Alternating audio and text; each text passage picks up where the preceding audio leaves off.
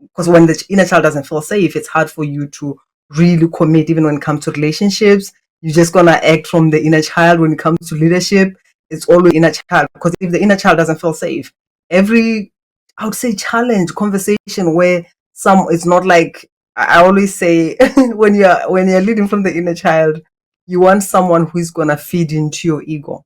But when you meet someone who is either good or is challenging your way, the way you do things, you feel threatened. And the only way is kind of like, I'm going to be defensive. And when you come in from the ego, you're going to make the other person hurt instead of appreciating what other people are bringing and also allowing yourself to grow, which shows up even in our relationship. When someone is not willing to grow, they're going to look for a partner who is more, I would say, like kind of like less than, someone that I can control, someone that can feel better than, rather than finding a partner who is going to support you, celebrate you in your growth, and also hold you accountable.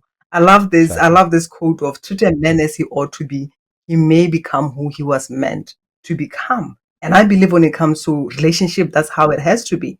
And even when you're talking about leadership, it starts with us leading ourselves, because if we can't lead ourselves, we can't lead anyone. And you are a true example of that leadership, leading yourself, and then people choose whether to follow or not. Like me being here, hearing your story, and even at the age that you're in, but still young and still going. I want to be like you when I get to your age. I choose to follow you because of what you're saying. It inspires me to say, I want to be like him when I get to that age, and you are not using control to say, come with me because I know better or anything. It's kind of like, let's learn together. Let's work together. Just be my friend.